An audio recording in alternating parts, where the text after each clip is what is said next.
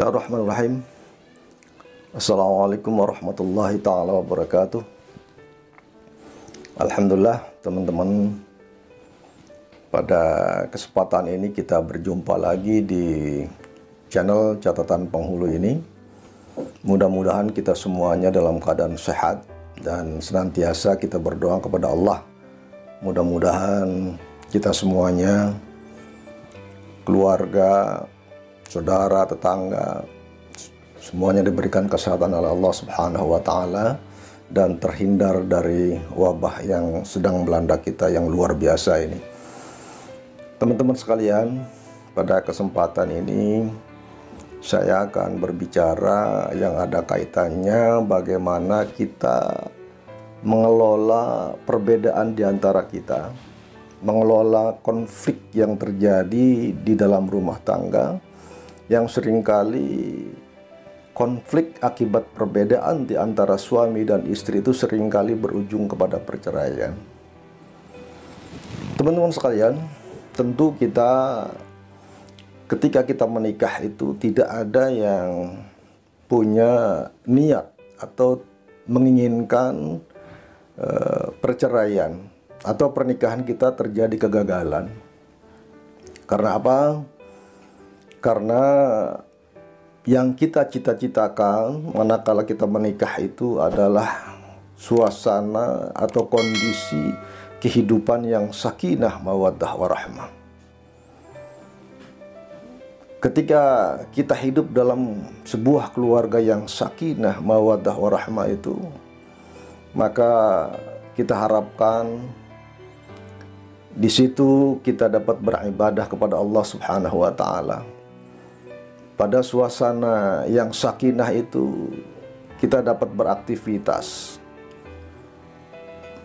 Pada suasana yang sakinah itu kita dapat melakukan apa saja yang positif, baik untuk keluarga, untuk masyarakat, untuk bangsa dan negara ini.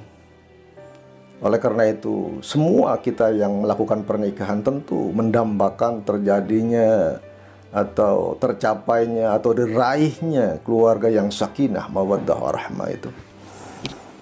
Tetapi kemudian ternyata begitu kita menikah antara suami dan istri penuh dengan perbedaan yang itu juga adalah merupakan bagian daripada sumber konflik.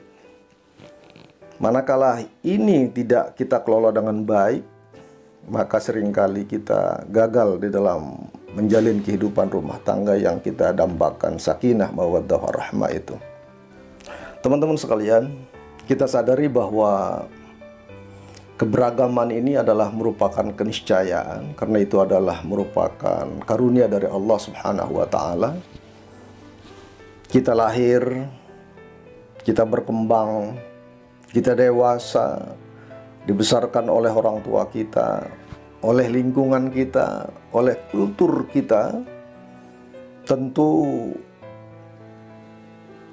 menjadinya kita dewasa, menjadinya kita punya cara pandang dan lain sebagainya, itu akan berbeda dengan pasangan kita yang juga dilahirkan dan dikembangkan, dibesarkan, dididik dalam sebuah kultur dengan segala macam ragamnya yang dikembangkan oleh orang tua kita. Maka begitu kita menikah, terdapat perbedaan-perbedaan yang luar biasa. Sebelum saya lanjut berbicara terkait dengan bagaimana caranya mengelola perbedaan ini, saya teringat dengan firman Allah Subhanahu wa Ta'ala di dalam surat Al-Hujurat ayat 13. Allah berfirman, A'udzubillahi minasyaitonirrajim, bismillahirrahmanirrahim. Ya ayyuhan nasu inna khalaqnakum min dzakari wa untha wa ja'alnakum syu'uban wa qabaila lita'arafu. Inna akramakum 'indallahi atqakum. Al-ayah. Wahai manusia, kami jadikan kalian terdiri dari laki-laki dan perempuan. dan kami jadikan pula bersuku-suku dan berbangsa-bangsa, agar kalian saling mengenal satu sama lain. Dan di mata Allah Subhanahu wa Ta'ala, tentu adalah orang yang mulia di sisi Allah Subhanahu wa Ta'ala adalah orang-orang yang bertakwa kepada Allah Subhanahu wa Ta'ala. Kurang lebih pengertiannya seperti itu, teman-teman. Kalau melihat ayat di dalam surat Al-Hujurat nomor 13 ini, teman-teman, bahwa perbedaan itu adalah sebuah keniscayaan yang merupakan karunia dari Allah Subhanahu wa Ta'ala, termasuk perbedaan di dalam keluarga. Ketika kita menikah, seringkali kita tidak memikirkan hal-hal yang lebih detail lagi yang ada kaitannya dengan perbedaan ini, baik dari suami maupun istri. Padahal perbedaan kita sebagai suami dengan istri, atau sebaliknya istri dengan suami, Masya Allah, itu luar biasa, yang terkadang perbedaan ini seringkali membuat konflik yang berujung pada perceraian. Teman-teman sekalian, tentu tidak ada di antara kita atau siapapun yang menghendaki pernikahan itu berujung dengan perceraian. Kita semuanya tentu mendambakan keluarga yang sakinah, keluarga yang mawaddah, keluarga yang senantiasa mendapatkan curahan rahmat dari Allah Subhanahu wa Ta'ala sampai akhir hayat kita. Tetapi seringkali kita tidak menyadari betapa banyaknya problem, betapa banyaknya rintangan yang akan menghadang kita. Tentu itu semua harus kita sadari bahwa semuanya harus kita persiapkan, baik secara mental, secara wawasan dan lain sebagainya, untuk mengantisipasi jangan sampai kemudian rintangan, problem di masa depan yang akan kita jalani menghalangi kita sehingga kita tidak sampai pada keluarga yang kita cita-citakan, keluarga yang sakinah, mawaddah, warahmah itu. Teman-teman sekalian, perbedaan ini dilatar belakangi oleh banyak hal, termasuk perbedaan di dalam keluarga. Karena tentu kita sebagai suami istri, istri kita dilahirkan dalam suasana yang berbeda dengan kita.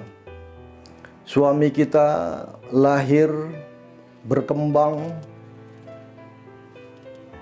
menjadi dewasa, sampai akhirnya kemudian menikah dengan kita, dilatar belakangi dengan tentu saja karakter yang berbeda, metodologi pendidikan yang dikembangkan atau membangun karakter suami kita itu yang dikembangkan oleh orang tuanya tentu juga berbeda dengan orang tua kita. Belum lagi faktor lingkungan yang mencetak pasangan kita itu, yang mempengaruhi karakter pasangan kita, banyak hal.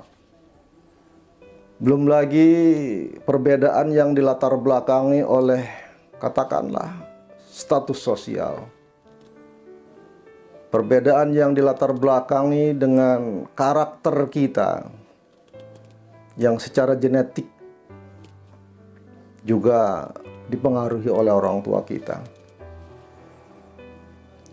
Teman-teman, persoalan perbedaan di antara suami dan istri ini harus kita antisipasi, jangan sampai kemudian menjadi sebuah konflik yang tidak teratasi sehingga akan menggagalkan kehidupan rumah tangga kita yang menuju sakinah, mawaddah, warahmah itu. Kalau kita sejenak kembali ke literatur Islam, teman-teman. Dulu orang tua kita atau para ulama kita yang menjadi anutan kita, katakanlah para imam madhab, juga banyak menyinggung yang terkait dengan apa yang disebut di dalam konsep hukum Islam itu sebagai konsep kafaah. Dalam bahasa yang mudah, kafaah itu mungkin dalam bahasa kita adalah kesepadanan atau kesetaraan. Bermacam-macam perbedaan pendapat di antara para mazhab ini tentang konsep kesetaraan itu. Kalau kita lihat, katakanlah Imam Syafi'i, bahwa ketika kita menikah itu yang harus kita pertimbangkan pasangan kita itu adalah, pertama adalah agama, yang kedua adalah nasab, yang ketiga pekerjaan, yang keempat merdeka dan bebas dari cacat. Begitu juga Imam Hambali punya pandangan bahwa yang kita harus pertimbangkan manakala kita mencari pasangan adalah sama dengan Imam Syafi'i tadi. Dan Imam Hambali menambahkan dengan ada unsur kekayaan. Begitu juga Imam Malik. Imam Malik meletakkan agama pada posisi yang nomor satu. Jadi kalau seandainya ada anak perempuan atau gadis yang solehah, maka kata beliau tidak sepatutnya dinikahkan dengan laki-laki yang fasik. Di samping juga persoalan agama adalah pasangan itu harus bebas dari cacat. Dan yang seterusnya adalah kekayaan. Kemudian kita lihat dari ulama madhab Hanafi. Banyak ulama madhab Hanafi yang berpandangan bahwa kesetaraan itu atau kesepadanan itu harus yang pertama dilihat dari segi nasabnya. Kemudian kualitas keimanannya, profesinya, kemerdekaannya, agama, dan kekayaannya. Teman-teman sekalian, dari beberapa pandangan ulama madhab ini, manakala kita lihat dari perspektif manajemen pengelolaan konflik, maka bisa kita ambil kesimpulan atau salah satu kesimpulannya atau salah satu hikmahnya adalah mempunyai makna bahwa meminimalisir perbedaan di antara suami istri itu adalah sesuatu yang dianjurkan oleh agama. Karena ketika kita menikah, maka kemudian perbedaan-perbedaan itu sangat luar biasa banyak yang berpotensi akan membuat antara suami dan istri itu senantiasa mempunyai konflik yang terus-menerus. Maka sesungguhnya ini menjadi perhatian para ulama kita bahwa terlepas dari pendapatnya seperti apa dari para ulama itu, maka bisa kita ambil sebuah makna bahwa mereka atau beliau-beliau itu mencoba melihat bagaimana pernikahan itu seminimal mungkin terjadi perbedaannya, sehingga potensi konflik itu bisa diatasi dengan cara yang mudah. Begitu juga kalau kita ingat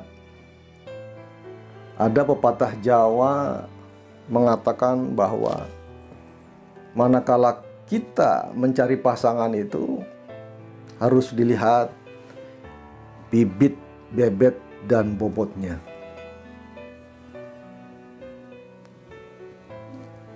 Kalau kita lihat apa sih artinya bibit itu?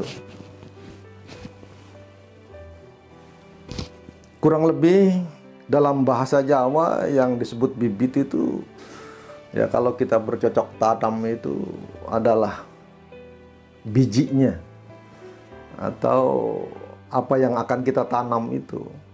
Ya, itu biji tanaman itulah yang disebut sebagai bibit. Kalau bibitnya unggul, kalau bibitnya adalah bibit yang bagus, insya Allah kelak juga akan melahirkan buah yang bagus, pohon yang rindang, sehingga akan menimbulkan rezeki yang luar biasa. Tetapi kalau seandainya bibitnya tidak bagus, bibitnya tidak memuaskan, maka hasilnya pun juga tidak akan memuaskan. Jadi bibit itu harus ya, kita pertimbangkan. Jangan kemudian ya, kita mencari pasangan yang dianggap, yang sesungguhnya kita ketahui sebagai bibit yang tidak berkualitas, maka akan melahirkan juga buah yang tidak berkualitas, pohon yang tidak berkualitas. Nah, bebet itu adalah keturunan.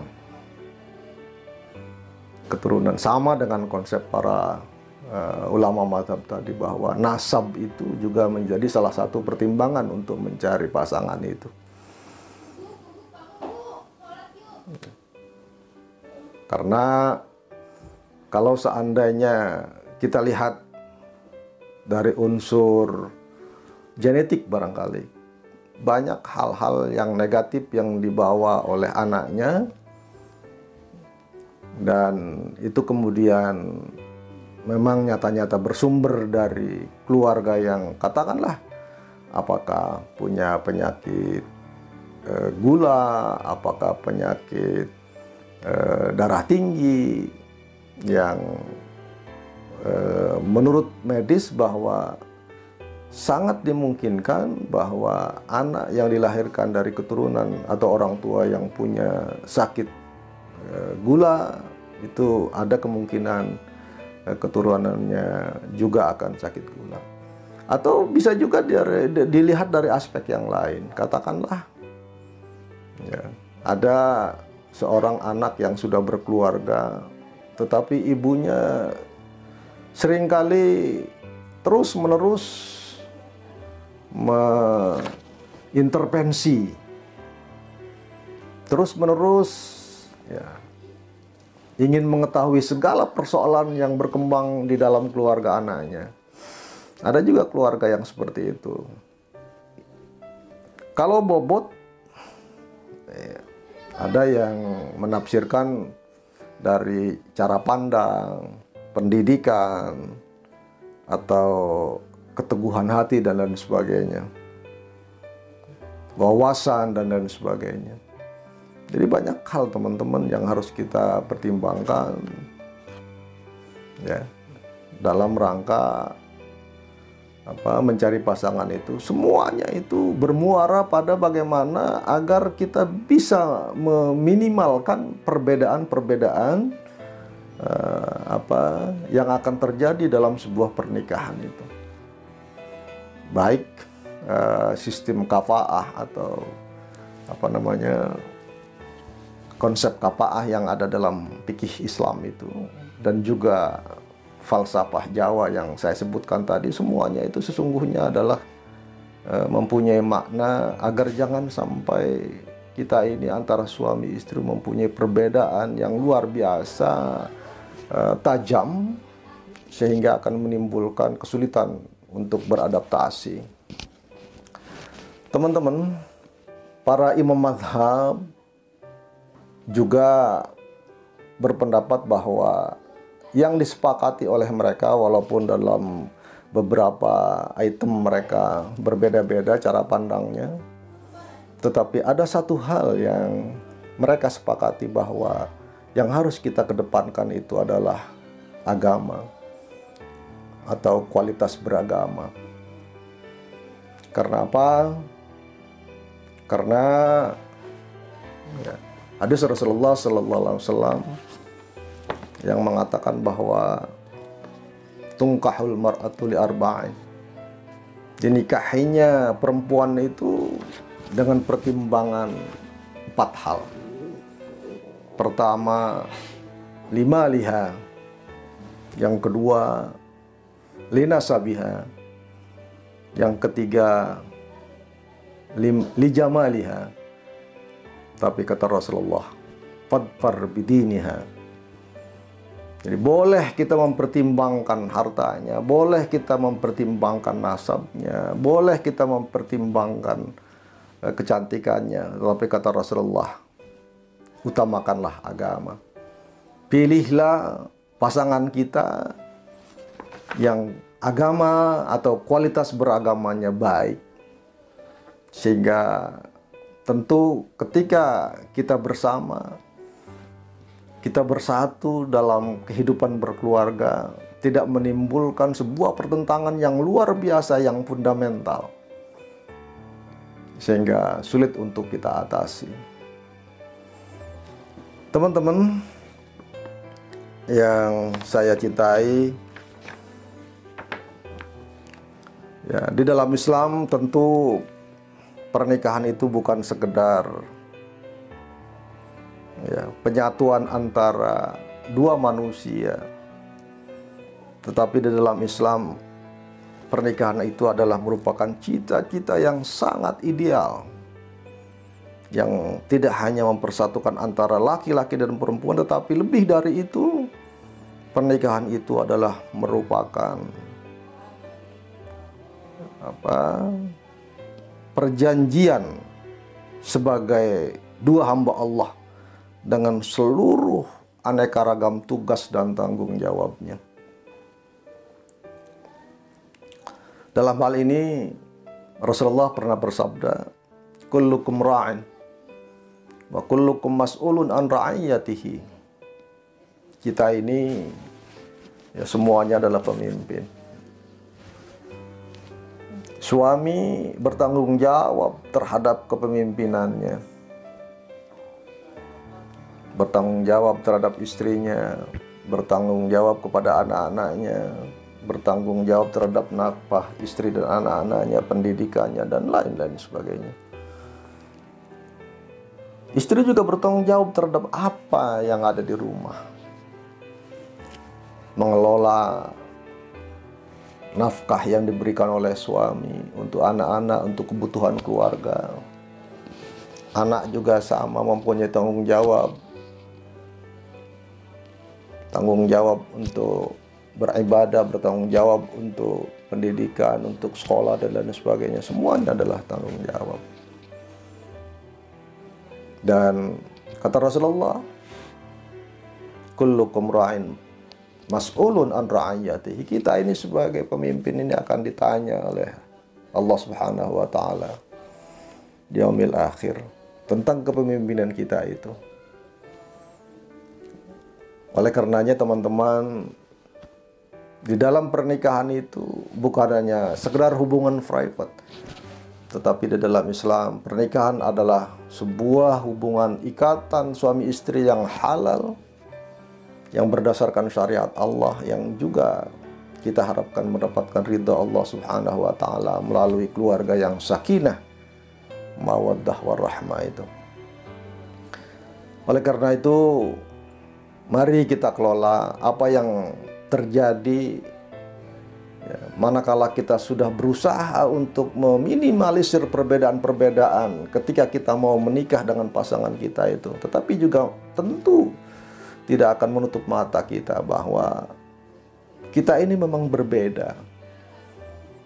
Kita sebagai laki-laki, sebagai suami juga pasti akan berbeda dengan istri kita. Dari jenis kelaminnya saja sudah berbeda. Kita laki-laki, istri kita perempuan. Secara anatomis juga akan berbeda. Maka wajar manakala kita meresponi perbedaan itu antara kita sebagai suami dan kita sebagai istri berbeda.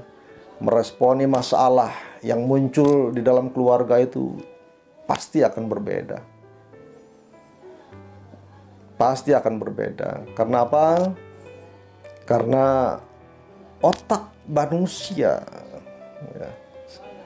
yang sering kita dengar dari para ahli yang mengatakan bahwa otak kita sebagai laki-laki dan perempuan saja sudah berbeda, yang tentu akan meresponi segala persoalan yang berkembang di dalam rumah tangga itu juga akan berbeda. Wajar teman-teman kalau kemudian kita juga harus pandai-pandai bagaimana mengelola perbedaan ini sehingga tidak menjadi konflik. Pertanyaannya teman-teman, apakah kemudian kita di dalam keluarga itu tidak boleh konflik? Boleh, silakan saja. Mustahil dalam keluarga yang berpuluh-puluh tahun kita bina, kita jalani, kita lakukan, terlepas dari pertengkaran, terlepas dari konflik. Keluarga yang berhasil, keluarga yang sakinah, keluarga yang mawaddah, keluarga yang rahmah itu bukan berarti tanpa persoalan, teman-teman. Bukan berarti tanpa konflik, bukan berarti tanpa pertengkaran. Itu sesuatu yang mustahil. Tapi bagaimana kita dengan pertengkaran, dengan beda pendapat itu, maka kemudian kita dapat menghasilkan sebuah kesimpulan, sebuah visi, sebuah misi yang sama. Jadi kita boleh berbeda, tetapi kita mempunyai tujuan yang sama, yakni bagaimana kita menciptakan dan mengembangkan keluarga sakinah, mawaddah, warahmah itu. Karena hanya satu-satunya yang dapat kita lakukan di dalam keluarga yang harmonis itu adalah pengorbanan, adalah perjuangan, adalah ikhtiar kita yang tentu maksimal untuk bagaimana kita melahirkan sakinah, mawaddah, warahmah itu. Karena dengan sakinah, dengan mawaddah dan rahmah itu kita dapat berbuat positif, baik untuk keluarga, bisa melakukan apa saja yang baik untuk masyarakat, untuk bangsa dan negara. Teman-teman, ada 3 item yang perlu kita sikapi. Perbedaan yang membutuhkan pemahaman kita. Itu yang pertama. Ada lagi perbedaan yang membutuhkan dialog kita, yang membutuhkan dialog. Ada lagi perbedaan yang membutuhkan perubahan sikap. Kalau yang pertama katakanlah perbedaan yang membutuhkan pemahaman dari pasangan kita, teman-teman. Contoh kecil mungkin adalah latar belakang budaya, latar belakang lingkungan pasangan kita. Maka kita harus memahami betul siapa suami kita, harus memahami betul siapa istri kita, pahami sedetil-detilnya, sehingga kita tahu siapa dia. Dengan demikian maka ketika ada perbedaan-perbedaan, ada interaksi yang akan menimbulkan konflik di antara kita sebagai suami istri, kita sudah dapat memahami, manakala kita sudah secara detail melakukan pemahaman apa sesungguhnya latar belakang pasangan kita itu. Apa saja yang mempengaruhi, sehingga sikap pasangan kita itu seperti itu. Itu harus kita lakukan. Yang kedua adalah perbedaan yang membutuhkan dialogis, atau perbedaan yang membutuhkan secara intens terus kita dialogkan. Kita terbuka. Ya, itu yang terkait dengan persoalan-persoalan mungkin kebiasaan, hobi, ya, kesenangan. Yang dulu ketika kita pacaran sebelum nikah tak pernah dipikirkan, atau tidak pernah dipikirkan bahwa ternyata hobi saja atau kesukaan saja di antara suami istri itu akan menimbulkan konflik manakala itu tidak kita manage secara baik. Pasangan kita mempunyai kesukaan, katakanlah ada yang olahraga, ada pasangan kita yang suka musik, ada yang ternyata hobi musiknya aliran ini, aliran itu, sementara istrinya berbeda, macam-macam. Ini perlu kita dialogkan. Atau bahkan juga kebiasaan dari makanan. Ya, kalau orang Jawa mungkin lebih suka yang manis-manis. Kalau orang Sunda mungkin juga lebih suka dengan sayur asamnya. Kalau orang Sumatera Barat mungkin juga suka dengan pedasnya. Dari sisi makanan saja sudah banyak perbedaan yang luar biasa, kompleks. Nah, kalau interaksi ini terus-menerus, perbedaan ini terus-menerus, hal kecil tidak menutup kemungkinan juga akan menimbulkan intrik, akan menimbulkan pemahaman yang berimbas kepada pertengkaran dan lain sebagainya. Ada juga perbedaan yang kita tidak perlu diskusikan, kita tidak perlu pahami. Ada perbedaan yang cukup kita hanya perubahan sikap sajalah. Hal-hal yang barangkali terkait dengan kebiasaan kita yang secara nilai masyarakat atau adat masyarakat yang masuk dalam kategori tidak baik barangkali, atau perilaku kita yang mempunyai kategori secara adat atau secara nilai-nilai sosial dianggap tidak baik, maka itu tidak perlu didialogkan. Harus kita berusaha untuk merubah dari kebiasaan-kebiasaan itu. Saya kira itu teman-teman yang perlu kita perhatikan, sehingga kita ini ya menyadari betul ya dalam bahasa keseharian kita itu ya tidak membeli kucing di dalam karung, ya, tetapi menjadikan seseorang ya menjadi teman hidup yang berpuluh-puluh tahun. Apalagi kita sebagai laki-laki juga yang memilih wanita yang akan menjadi istri kita itu ya harus hati-hati ya, karena istri itu adalah juga bagian daripada orang yang sangat menentukan terhadap generasi kita.